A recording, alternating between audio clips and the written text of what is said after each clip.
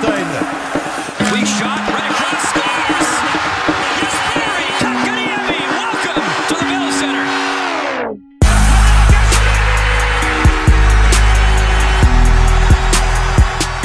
Mesdames, Messieurs, ladies and gentlemen, accueillons nos Canadiens!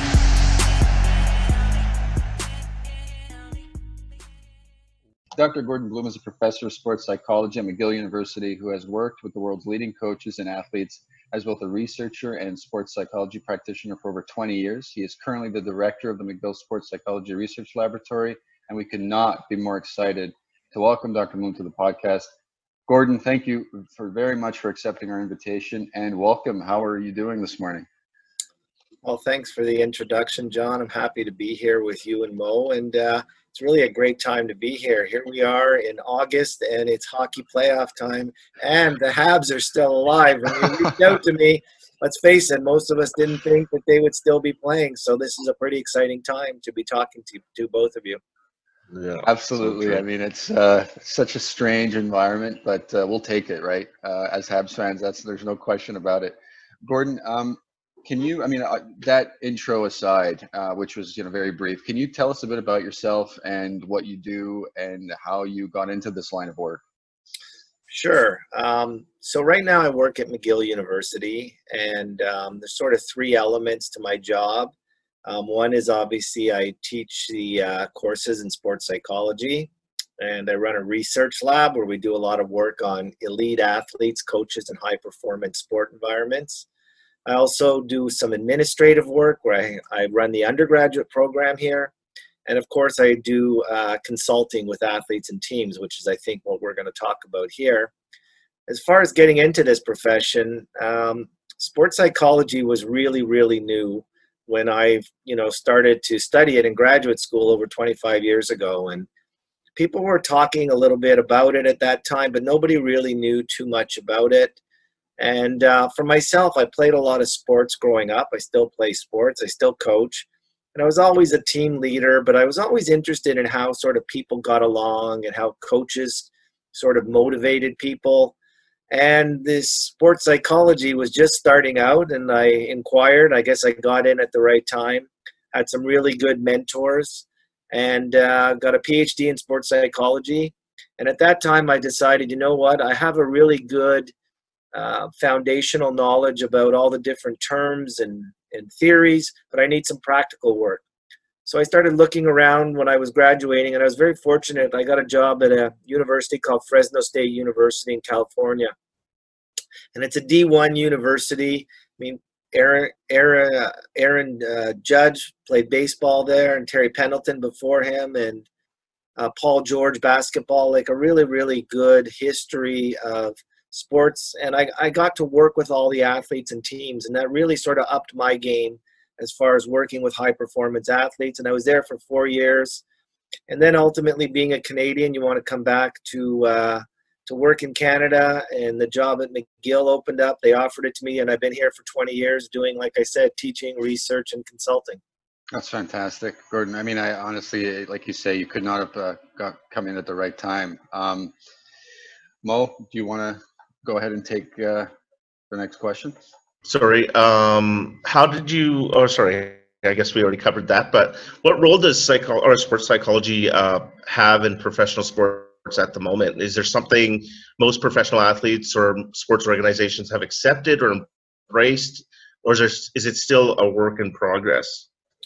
Well, when I first got into the field, again, 20 to 30 years ago, it was a work in progress. And one of the analogies that I've always used when I work with athletes or teams is I'll ask them, I'll say, do you work on physical training your body, your muscles, your heart?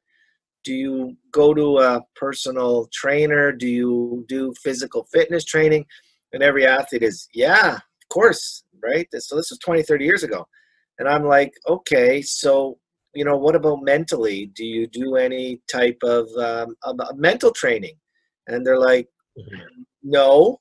Well, and I say, well, do you think it's important? And they say, well, yeah, heck yeah. And in fact, then they go, yeah, my coach is always telling me, or my parent or my agent, you got to toughen up mentally. but nobody understands how or really why it should be done. So sports psychology sort of started evolving out of that premise that people are training themselves physically, but not doing mentally, but it's something that's important. So, and for me, I think it's the exact same. Like I sort of tell athletes to imagine that their mind is a muscle. And if you come to work with myself or someone like me, it's like you're taking your mind to the gym, to the muscle gym. And I can give you Right. some activities or teach you how to think, teach you ways of thinking to make yourself stronger mentally, to handle stress, to handle relationships with people. I mean, I'll let you sort of tell me where you want me to go with this, but sports psychology now really is, I would say it's almost as accepted as the physical strength and conditioning. And most teams and athletes have this group of people that are working with them in strength and conditioning, mental training, nutrition, and other aspects to make themselves better performers. Wow. Gordon, do you Um, think that mainstream media and sports fans generally understand the importance and significance of sports psychology, or is it still a relatively unknown field to us and to them? I mean, fans and media can be pretty unforgiving towards players. And sometimes I get the sense that if only they knew more about the challenges athletes face and what they're doing about that on a daily basis, do you think that that would change? Do you get the sense that they know about it and they sort of don't give it enough attention? Where do you stand on this particular issue?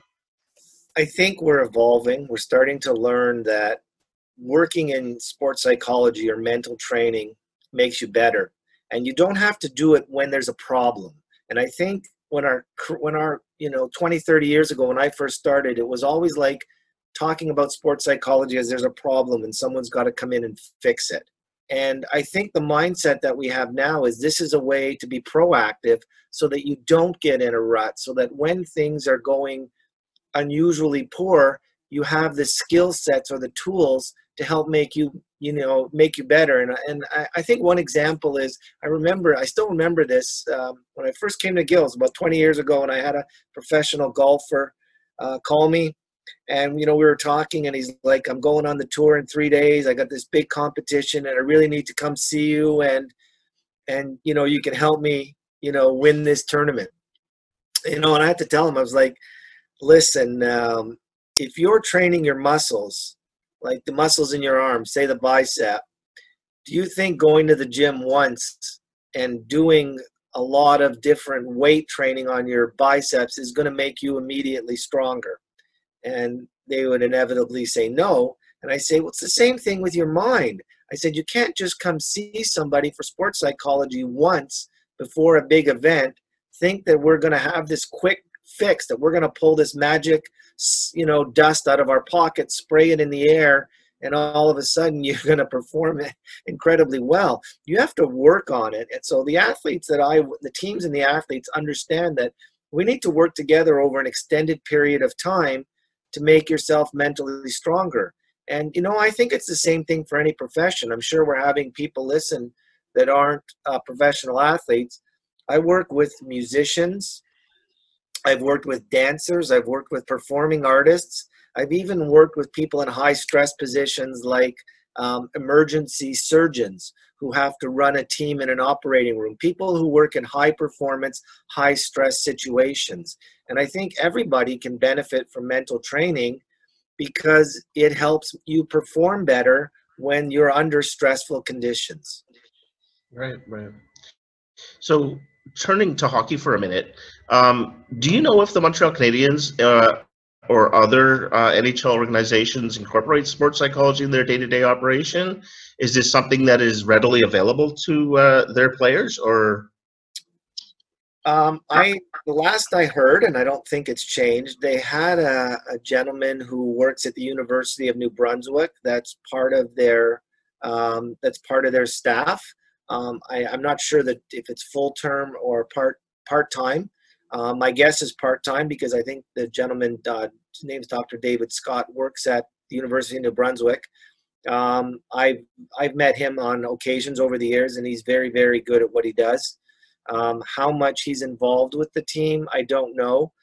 I've been involved in professional settings over the years, and there's never, I remember when I was doing some work with professional athletes, I was talking with some people about 20 years ago. How many teams do you think in the NHL, employ somebody on a part-time basis in sports psychology? And we thought back then maybe it was about 30%. Our guess now would be that probably it's closer to 90 to 100%, that they have somebody that is on their payroll. But the frequency and the amount of time that these people are involved with the athletes and the team on a day-to-day basis, I think varies considerably. I have a close colleague and friend who oversees the New York Yankees mental performance, and what they have is amazing. So they have about 5 people that are trained in sports psychology that work in their organization. And him, Chad Bowling, works with the Yankees on a day-to-day basis. He travels with them the entire season, works with the coaches, players on a daily basis. And they have other people that are involved in their mental training team that work with their minor league players. So to me, that's sort of the gold standard. From what he's told me, the Blue Jays have adopted a very similar sort of mental training portfolio where they have a group of people that specifically work with their athletes. So on these organizations, it's more becoming the norm. And I think as it becomes the norm and people start to realize that it's not just go see Gordon when you're having trouble or difficulty. It's someone like a strength and conditioning expert that works with them all year round, is there as part of the environment, and can work with you and help you perform better, because that's really what I try and do, is help optimize performance. So cool. Gordon, just a quick sideways question. We call them audibles. I don't worry, we won't throw too many at you. But you mentioned that you're not sure, how involved on a day-to-day some of these consultants are with various teams. Do you get the sense that sometimes that aspect of things might fall on the coaching staff, rather than them reaching out to external consultants or having somebody on the payroll? Do you find that perhaps there's a tendency or an assumption that the coaching staff can handle that aspect of things, even though technically they have a clear mandate? It's the on ice, in this case, the on ice product. But do you feel that sometimes the team might defer to the coaches? Yeah, it's a great question. And I think there's sort of different elements to that. First thing is, I've always found that the coaches that are the most secure with their jobs are the ones that are usually a little more progressive speaking and sort of supporting sports psychology. They're the ones that want to have somebody with sports psychology background on their staff to help out. Whereas I found historically over the years that some of the coaches that are maybe insecure are reluctant to have somebody with sports psychology around because they view it as their own weakness. And my thoughts are that don't view it as a weakness. You're a coach. You're not necessarily trained in sports psychology. So have somebody around that has that expertise and let them do their job, I think will lead to a better outcome for your team. There are some coaches that, have looked the other way, and they just, maybe they don't know about it. They don't understand it. And coaches, let's face it, coaches are often thought of, we have to know everything. We have to be the experts about everything. And some coaches feel that sports psychology, physical training, nutrition, they have to know everything. They can't know everything. And I think the ones that are really ahead of the learning curve are the ones that work with sports psychology and want to make it work. And in hockey, I've worked with teams in the AHL, I've worked with teams in the Q University, I've worked with NHL athletes. And there's a big difference in coaches, and those that really value it and treasure it and support it, whereas those that think it's just something that doesn't need to be addressed and they brush it off. Sort of half audible that's coming from this conversation here is, do you think it's a control thing, or like they're just trying to control it? Or I guess maybe, did you answer that question? No, I just think coaches are very different. And again, the view has always been that the coach historically has all the answers and can do everything, right? They don't have a lot of support staff. You look now, You know, you watch the playoffs, you see 4 coaches on the bench during a game, and I'm just like, where did this come from? They've expanded like amoebas, you know, and that was never the case, right? It used to just be the head coach, maybe one assistant, you know, but the head coach was in charge. The head coach ran the show. The head coach did everything.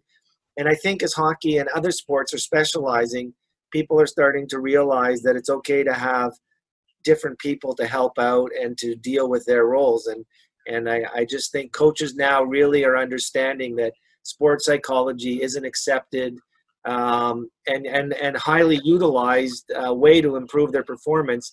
I mean, our national teams were further ahead of the curve than the professional sports. We've always had sports psychology people working with our national teams. I've worked with a lot of national athletes, worked with their teams, their coaches. It's always been more progressive.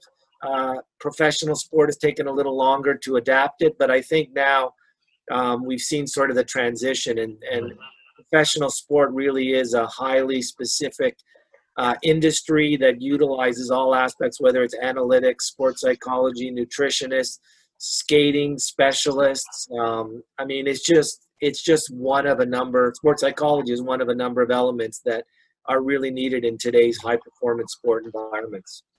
You know, Gordon, one thing that we talk a lot about on this podcast is the parity in the NHL, you know, and how it's imposed by the league, and how, you know, obviously with Seattle coming into the fold, the competition is much more elevated. The talent pool is saturated, and I could just imagine and appreciate the fact that many teams will want to try and find any competitive edge they can. So I wonder if that play will eventually play more and more of a role in teams embracing sports psychology. Turning to professional athletes for a second here, what would you say are the main challenges faced by professional athletes? What are some of their coping mechanisms offered to them? I mean, obviously, you don't have to give us, you know, the nuclear codes. It's still your line of work, and you are the consultant. But I mean, just we're not athletes, clearly. I mean, we've spoken to a few, but you know, what do they face, you know, in their day to day? Yeah, I mean, I think I have an answer for that. And it goes back to a conversation. I remember about 10 years ago, I was at a conference. There was about 10 of us that were working with either teams or players in the NHL regularly. And we said, you know, it would be kind of neat to write down on a piece of paper what we spend the most time with our athletes on, what sports psychology skill. We said, yeah, that'll be fun. So we all took our pen and piece of paper. We all wrote down the word or the term that we spent the most time. And John, every single one of us, all 10 of us, wrote the same word, and it was confidence. Confidence really is the one. And that may surprise some people, right? Because some people think once an athlete gets to the NHL that they made it. Like, how, you know, like, you must have sky high confidence. And it's not disrespectful to say that is the case, because to us, confidence, it really is something that's got a sort of an ebb and a flow to it. And it can change on a daily basis, on a period by period, shift by shift basis. So the one thing that I probably work the most with my athletes on, and my colleagues have said the same thing, is confidence. And the thing that I will say is that some people think you're born with these high levels of confidence, and there's been no research that's ever found that to be the case. And certainly anecdotally, I would agree. You're not born with it. I really think it's something that can be learned and improved. It starts with when you're young and how your parents treat you, the coaches that you have. So the environment that you're in shapes who you are and shapes the confidence level that you bring with you, and how well you're able to sort of deal with different levels of confidence or lack of confidence. So it's something that can be learned and improved. And I really try and teach my athletes what confidence is and how you can strengthen it for yourself. So, Dr. Bloom, I'm getting the sense that this is more of an individual thing rather than a group thing. But in terms of like a team, like the Montreal Canadiens this season, who went on 2 8-game losing streaks, is there a role in sports psychology for an individual like yourself to come in and so to right the ship so to speak, or would it be more of an individual thing, or how does that work? Well, the first thing is when I work with a team, I try and give them tools at the beginning of the year so that when they're going through a difficult time, they've got something to draw upon, that I don't come in and introduce something new. So that's the first thing. And I remember I was working with a professional team. It's about 15 years ago. Again, I won't say the team, but it was about 15 years ago. I was working with a professional team, and they started the year 5-0. And I remember I was walked in to give my lecture at McGill that day, and my students were pretty excited. I'd been away for a few days with the team on the road, and they knew the team was doing well. And they're like, Dr. Bloom, this is amazing. You must be sky high. The team is 5-0. They haven't started that well in a long time. And I think I remember there was a silence in the classroom, and I said, no, not really. They're like, what do you mean? I go, it's not really exciting for me because you don't see someone's true character when they're 5-0. You see their true character when they're 0-5. And I said, well, I'm happy they're 5-0. Really what I want to see is how the team reacts when they're 0-5 and see if they have the tools and I guess resilience to overcome the adversity that they're going through. So I try and give those tools to them early in the year as a group, and then every athlete is individually. So Mo, to answer your question, I'll have individual meetings with athletes where, again, we look at their specific situations, their personality, the position they play, the stress on them, and try and give them some additional tools as well. Gordon, the Montreal Canadiens, as an example, have guys like Carey Price, Shea Weber, but they also have guys like Nick Suzuki, Jesperi Kotkaniemi. I mean, the age gaps and the life experiences and life situations are completely different, right? Carey Price has 2 kids. He's got another on the way. Shea Weber, same thing. And Nick Suzuki and Kotkaniemi clearly are just, reaching their early 20s.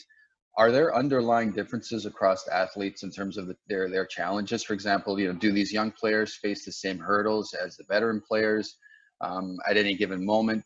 Do players with families face different emotional and psychological challenges than those without?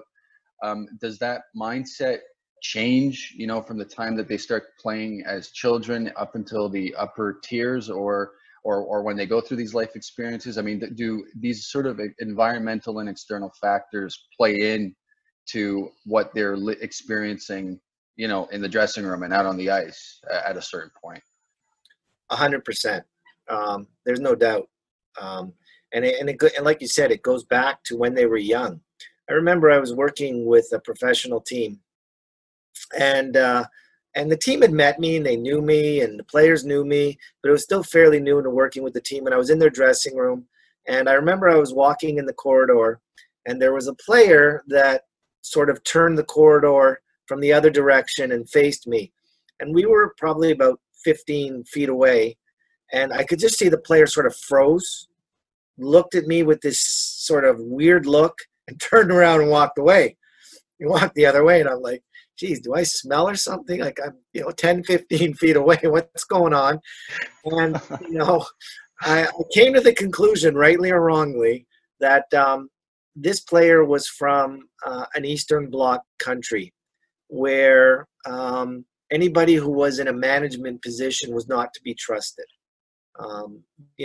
People in sports psychology, for example, may have been had a pipeline right up to the general manager, the owners, and that's the background that this player had, and the trust wasn't there. He wasn't there. So obviously for me to work with somebody like that is going to take a lot more effort to get my message through if he doesn't trust me. Whereas if you have an athlete, say, that's, come through the Canadian system, and maybe even the Canadian or American, and they've been in university, where sports psychology is also more prevalent than in, say, major junior, these athletes may have more background, more knowledge, more understanding, and it affects your work that you're able to do with them. So the environmental or contextual factors that you pointed out are huge. And going back to the first part of your question, younger players versus veterans, I always look at how some of the great players have developed. And arguably, the greatest player in our generation right now is Sidney Crosby. And what did the Pittsburgh Penguins do when they drafted Sidney Crosby? He lived with Mario Lemieux and his family. That's how you develop an environment. I'm a big believer in mentoring. We've done a lot of work and a lot of research in our lab on mentoring. It works. It's valuable. It's got a huge history in fields like medicine and teaching and in business, but it's not so much in hockey. And why don't we find ways to help mentor young people by teaching them mental skills, but having some of the veteran players formally work with them to make sure that their transition is smooth? Because, you know, as a young player in the NHL, the one thing I've learned is you don't know what you don't know when you start off. So it's granted that everyone is different, but for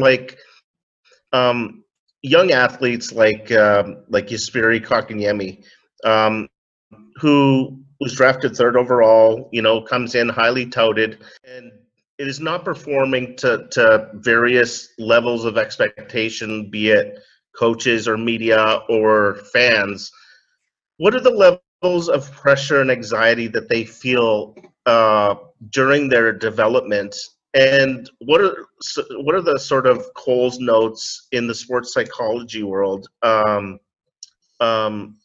aid in their therapy, so to speak? I mean, it goes back to what I said before, is confidence. And again, when you're dealing with an athlete, you have to, as a mental performance consultant, you have to understand who they are and the pressures and stressors that they have on them. You know, I've worked with athletes that have a very sick parent, or may have lost a grandparent that's died, or somebody in their family got diagnosed with something, or all kinds of stuff that people outside of the teams aren't aware of. So you need to really sit down and understand these athletes, have a connection with them, and help them through the trials and tribulations that they go through. And you know, when somebody's picked third overall at a major media market, they're coming in with a lot of, I don't want to say baggage, but there's a lot of stress. There's that piano on their shoulder.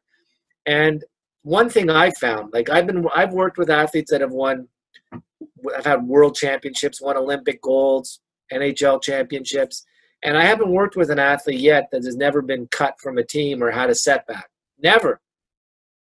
Every single athlete goes through adversity at some point in his or her career. And I think that's in all of our careers. No matter what career you're in, you're going to deal with it. So somebody who's a third overall pick may have more stress on their shoulders, but they're still dealing with the same difficulties and stressors and pressures that other people are. And you just try and help them deal with it. And for me, it's confidence. And again, very few athletes, and I would say to a lot of young people, very few athletes are going to come in and dominate right away. There's a learning curve. It takes time to grow and develop.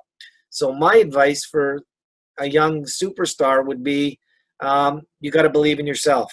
You know, you've got to keep that confidence. And so somebody may say to me, they may follow up and say, well, okay, you tell them to maintain their confidence, but, you know, Gordon, that's easier said than done, right? And I'll say, okay, so as a young player, what I'll say is, all right, what can you control? Let's look at how you can work on your confidence. Can you control what the media writes about you? The answer is no. Can you control which line mates the coach gives you? Because that makes a big difference who you're playing with. And the answer is no. Can you control how much ice time the coach gives you in a game? Not really. No, it's the coach's choice. So these are things you cannot control. So let's not focus on those. But I can say, can you control how hard you work in practice? Yes. Can you control if you're doing extra work in the weight room? Yeah. Can you control whether or not you want to have an extra session with a nutritionist or a mental performance consultant? Yeah. Can you control what time or how much sleep you get? So if you're going out at night, having a good time, or getting to bed early, again, eating properly, taking care of your body? Yes. So to build up somebody's confidence in somebody who's young, I'll say, let's focus on things you can control to get better. And if you can look in the mirror at night and say, I did this to make myself a better hockey player, then you have to believe that you're on the right track. And it's going to take time, but you have to control what you can control and realize it's going to be a growing and learning process. And there's going to be bumps. There's going to be bumps. So you got to be ready for it. Gordon, it's no secret, certainly from my perspective, that I'm not the biggest Montreal media fan in the world. We've had the pleasure of speaking to John Liu, Dave Stubbs, some of the hardest working and most notable and just genuinely great human beings you'll find in the media scene. But as a whole, I think because this market is so competitive and there are so many journalists and from all walks of life and every newspaper and network you can think of, I think sometimes they get lost in the crowd. And there's no question that the pressure here in Montreal and this market is at another level. And this is sort of another audible, but I needed to take this opportunity to ask you, in terms of coping mechanisms. One thing that some of the former players we've spoken to have said is that we do read these things. People think we don't, but we do. And of course, the younger players are on social media, most of them anyway. And you can tell that they don't just have accounts. They use their accounts. They interact, and so it begs the question: they must be reading that too. And I'm wondering, in terms of a coping mechanism, is staying away from that as much as possible a good idea? Should the teams, avoid or just try their best to keep that world from the players, or is it healthy for them to be subjected to some level of criticism, because it'll always be there, and sometimes they might face it directly in a media scrum? Or how do you think that they manage that particular aspect of things? I think this is a new part of our job as a mental performance consultant. Like you said, historically in Montreal, it's not been an easy market to play in. I go back to Saku Koivu and how he was treated by the media here. To me, just broke my heart. And I remember when he had an eye injury and then a reporter snuck in the hospital and took a flash picture of him to get that photo. That was sad. Like, let's face it, there are people that you mentioned that do a great professional job here, but sometimes their legacies are tainted by other individuals who are doing things that are more self-serving and trying to sell, and make a splash. And it's tough. But it's not the only one, right? Playing for the New York Yankees in baseball, maybe the Dallas Cowboys in football. There are other sports, Los Angeles Lakers in basketball. So we're not the only sports town that has reporters that are going everywhere and writing things. But I do think that is part of the job of the organization, to make sure that they help prepare the athletes for what they're getting into. And I sort of go back to mentoring again. Like, wouldn't it be great to maybe have some recently retired players, maybe someone like a Saku Koivu, who went through the good and the bad, to mentor some of the younger players now on, here's what you can expect, here's how I dealt with it. And that's sort of one shot of your answer. The other shot is social media. Boy, John, that's a loaded question, because today's athletes are so different than when I started working with athletes 20 years ago. And there are some that I really think lose their focus and their concentration because of social media. And I guess as an organization, my advice is that monitor what your athletes, how much they're doing. And if you see that it's affecting, that they're doing a lot and their performance is suffering, maybe somebody has to have a talk with them about, how to balance and manage it. I remember the big thing a few years ago was Fortnite, and all the teams were worried about how many hours kids were playing Fortnite, and they were asking them that in their draft questions. But today's generation is different. Like, they're just more in tune. Like here at McGill, we went online last year, and we're going to go online in the fall. And some people are asking me, how are the students handling it? And my answer is, I don't think the students are having a problem with it. These students are so used to technology, and they're so used to Zoom and being on their phones. And it's the people who are teaching it that have to make the change and get used to the technology. that to me is more of a concern. But today's athletes today's kids, today's athletes, young people, whatever we want to call them. They're brought up differently, and I think we do have to control how much time they have on the phone and how much time they spend on social media, that it's not impacting their training in other areas and their growth and development. So there's a real training element that has to be brought up now that didn't exist even 10 years ago, 5 years ago. Fascinating. Mo, I'm going to defer to you for the COVID-19 question, if you'd Yeah, like. right. So that brings up the whole question around COVID-19 and all the uncertainty that's going on with college sports right now, whether seasons will even be played. I know it's a huge thing with the NCAA right now, and I'm not sure what's going on here with Canadian football from the amateur ranks, but is there an understanding from a sports psychology perspective, I guess, as to how athletes are dealing with the uncertainty? Because there's always a window that some students have where whether they can go pro or whether they can advance. And how is your profession providing support to these students, if any? Well, we're really concerned about mental health.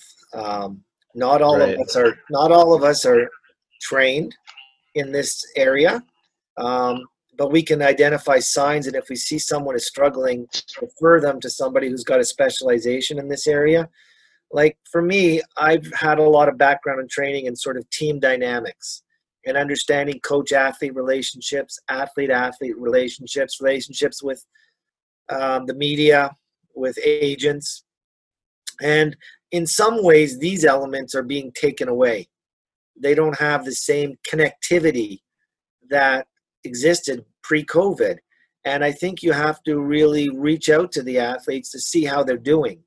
And if you have a bond or a trust with the athletes you work with, those who are struggling will hopefully reach out to you and let you know how they're feeling. And then you can either see as a mental performance consultant if you have some of the tools to help them, or refer them to somebody else who is, because it's a different world. Athletes are used to getting on these wonderful charter flights, going into different cities, going out at night, eating at the best restaurants, having some great entertainment, having a lot of fun. And now all of a sudden it's taken away from them. It affects how they prepare, how they're going to perform. And as somebody, with a background in sports psychology and high performance training, I would try and look for sort of nooks and crannies or chips in the, chips on the wood where maybe we can help get them some assistance if they are indeed struggling. Gordon, what do you make of the bubble situation in the NHL? Because when you compare what's happening in the NBA and the NHL, compare those two leagues to the MLB, for example, which it seems like it's one sort of disaster after another. Are you comforted by the amount of work that seems to have in preparation that seems to have gone into this dynamic? I mean, you mentioned that just now that the players are used to a certain lifestyle. At this point, yes, they're sort of confined, but they're still in a very nice hotel. It seems like they have a lot of services available to them, whether it's they get bused to BMO Field. They have these large, workout rooms and movie nights and that sort of thing. Are you comforted by the amount of work that seems to have gone into this to maintain this dynamic, or do you think more work could be done? Like, what's your take on what's happening with the NHL? I think the NHL did it right. The main priority for me has to be player safety, okay? Player health and safety. And how else can you guarantee that unless you put them in a bubble? I think the NHL is fortunate that it's the postseason. So you're asking players, and they ask them, do you want to live in this bubble until you're eliminated, which could be 2 to 3 months, or not have a playoffs where people are not quarantined or in a bubble. And as you've seen with baseball, it's terrible. I thought baseball made a mistake when they started. I predicted at the time that they're not going to make it through their season. I may or may not be right. I'm happy to hear that if they do make it, they're talking about having a bubble for the postseason, but I don't think baseball should have done it. I don't think football should start and do it in the U.S. I think basketball and hockey, the way they've done the bubble is really good. It does seem to take into account players' mental health by giving them different things to do. I've looked more at the NBA bubble down in Disney World. I've seen a few recordings of life in there, and it's pretty cool. But I think the main thing is players' health. You know, you can't expect somebody to play well if they have a fear for their health or their safety. And I think back at baseball's crazy. I remember Mike Trout, who's the best player in baseball, saying, "Well, I don't know if I want to play because my wife and I are having a child, and then I'm not going to see my child." And there's just a lot of different. You know, do I want to go play against someone who tests positive? And then when I see my wife, I have to risk exposing her or the baby. With the NHL, it's basically just you go in this bubble. If you don't want to play, don't opt in. But if you go, you got to play. This is today's reality. So I think they've done a really good job, and I haven't heard anything of players suffering too much. But again, it's still early, right? I mean, it's pretty still a lot of fun. You're still in fantasy world, but talk to them 2 months in when they haven't seen their parents or some family members. And I'm expecting that the NHL, when it gets down to the Final Four, for example, will probably, and I have no guarantee on this, but we'll find a way to make family visits happen. If they have to bring in family members, test them all first and bring them in. But I'm guessing that's going to happen later down the road as a reward for those teams still playing. Mm-hmm. So, Dr. Bloom, the discourse among fans, and also to another point, the other night, I'm not looking for free advice or anything, but the other night when the Habs lost, I was just so irrationally angry. But at the same time, I knew that the Habs played well, and there's still hope. It's not like I've lost hope about the Habs, but there's also a lot of discourse among fans, and I just want to know why are some people so irrational, and in some cases, for a lack of better terms, crazy when it comes to their team? Well, I think the word fan comes from fanatic. And there's a real strong connection with people all around the world, I think, especially in the UK or in Europe with soccer teams. We've seen examples where they've gone to extreme levels of fanaticism, where there's violence and hooliganism. And a lot of it is sort of these turf wars where people are from a certain city and they associate with their team, and it really gets them to behave in irrational manners. We're a little bit better here in North America, but people do have a real connection with sports teams. And the Montreal Canadiens is right at the top of the list. Our fans here are crazy. There's a lot of people that really live and die by every period and how the Montreal Canadiens do. And over the years, we've seen some incidents, too, of fans behaving irrationally in the streets here. I remember we had to get Jean Beliveau to give sort of a memo to people to say, hey, guys, relax. We don't want to destroy police cars, and we don't want to destroy city property. But right. Sports, and we've seen that with other teams, too, right, when they've won championships or lost. People just really get emotionally tied up in it. And I think it's a good thing to have a passionate connection with a team, but I think if your behavior leads to doing things that are illegal or not above board, that's where we go too far. And it does exist here, and it exists elsewhere. Like I said, not just in North America, but all around the world, especially, like I said, in soccer. We've seen a lot of really, right, scary things happen over the years. Gordon, our last question is one that I think you've answered, but I want to give you an opportunity to maybe expand on it just a little bit. What future do you see for sports psychology and professional sports? Are you comforted by the progress? Do you think that perhaps, do you see it taking another step? You mentioned earlier that you think 90% potentially of NHL teams have incorporated some aspect of sports psychology. Do you see what might come next? Or you have any predictions at all, or are you just happy that it seems to be settling into the mainstream? What I've seen in sports the last five years, 10 years, is a professionalization of sports science. And for me, maybe it goes back to Moneyball. I mean, I remember I read the book when it came out, and I watched the movie when it came out, and it was so, and I'm not a numbers guy, right? Like, I don't have any background or training in analytics, but reading what the Oakland A's did and how they were thinking, to me, it was so progressive. And the results showed, how a team that's low on the payroll can look for certain qualities or characteristics in players and achieve success based on win-loss record. It was irrefutable.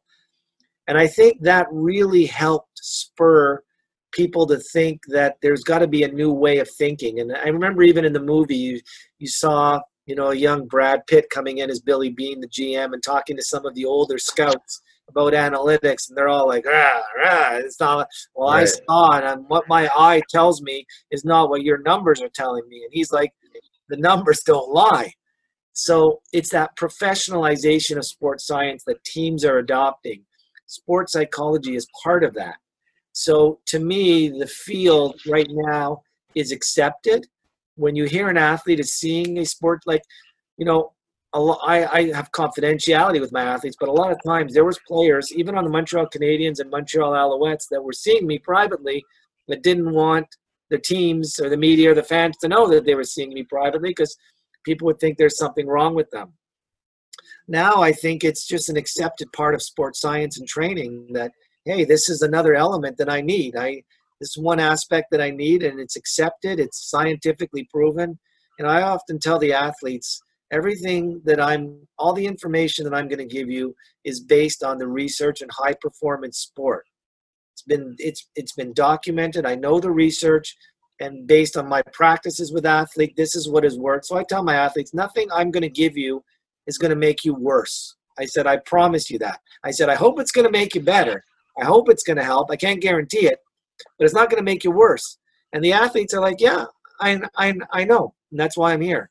I didn't think that existed, again, 5, 10, 20 years ago, but sports psychology and sports science in general is now very mainstream with all professional sports teams, and I think only going to continue to increase, especially when you're seeing a lot more people run teams that have an academic background. It used to just be the old boys club. You went from playing to coaching to GM, and they didn't have that academic background and training, so they weren't introduced to a lot of the things that sports science brings, whereas today's people are a lot more well-rounded and have, I think, a really clear understanding of what sports psychology and other aspects of high-performance sport training can do to help their teams and athletes achieve better results. Well, Dr. Bloom, Mo, Mike, and I, on behalf of my co-hosts and myself, we can't thank you enough for joining us today. Honestly, it's been an enlightening conversation, and we like to think that we analyze the game and we're fans of the game and the Habs, but in a different way than most. And we like to talk about all sorts of different issues and topics. And this was one that in our limited capacity we've talked about at times, and we were just absolutely thrilled that you joined us today. And just thank you very much. It's been great. It's really enlightening. Thank you so much. My pleasure, guys. And it's always nice to talk to your audience and maybe give them some insight into an area that they don't really know a little bit about, Absolutely. Say, yeah, sports psychology, it's good, but what is it? And how does it work? So hopefully I've helped your audience better understand the profession. And again, maybe a lot of people can compare it to their own lives, because it really does. It's not just about training for high-level athletes. It's really about all of us and how we live in our daily lives, because we all deal with adversity. We all deal with tough times. We all have stress. How do you handle it? So hopefully I've helped some people better understand some of those areas too.